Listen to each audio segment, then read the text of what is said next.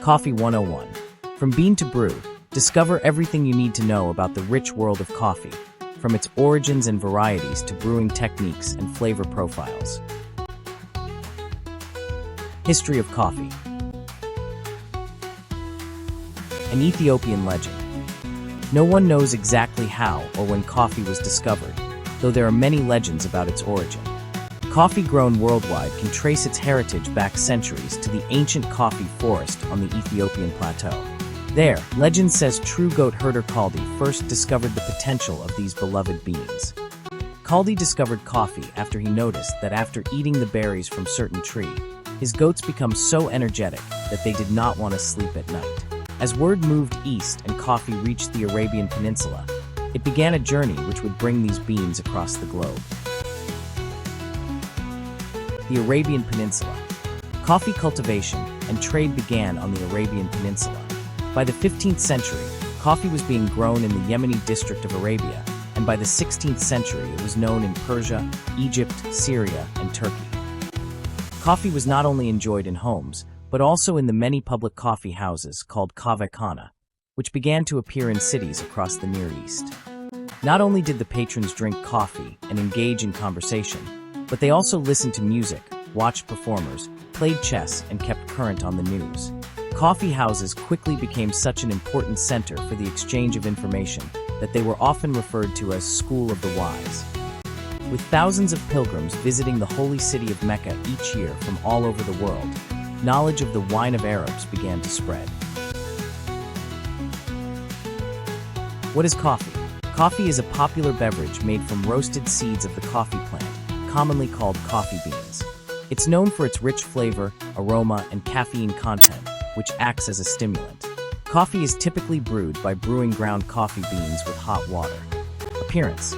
Coffee trees are evergreen and grow in tropical climates. They have glossy green leaves and can reach up to 10 meters, about 30 feet, in height, though they are often pruned to around 2 to 3 meters for ease of harvest. Growing conditions. Coffee trees thrive in specific climates, commonly called the coffee belt, which spans regions around the equator.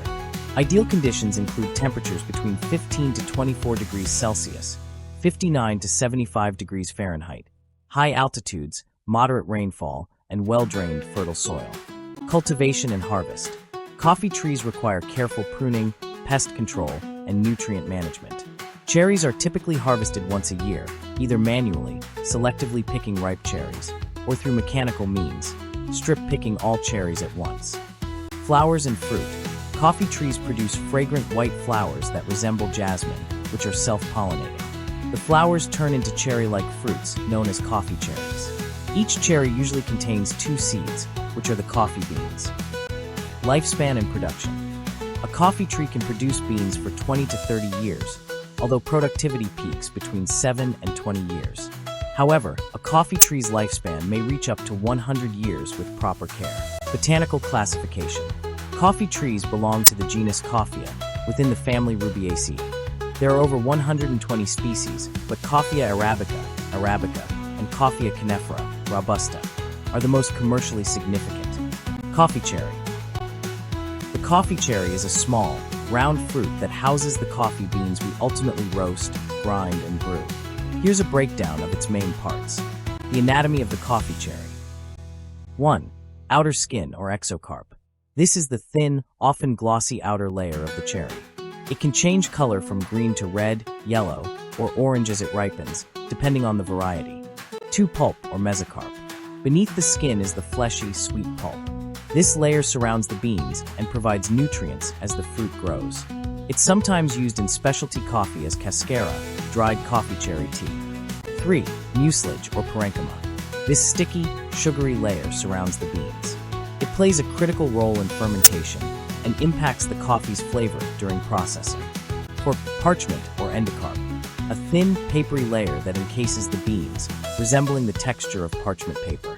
It protects the beans and is removed during processing. 5. Silver skin or spermaderm. A delicate, thin layer that clings to the bean even after the parchment is removed. During roasting, most of it flakes off as chaff. 6. Coffee beans or seeds. The main prize, these are technically seeds, not beans. Each cherry usually contains 2 seeds, which we call coffee beans, positioned with their flat sides facing each other. However, some cherries contain only 1 bean, known as a pea berry, which can have a unique flavor. These layers each contribute to the coffee's complex journey from farm to cup, impacting taste, texture, and quality. How to choose good whole bean coffee.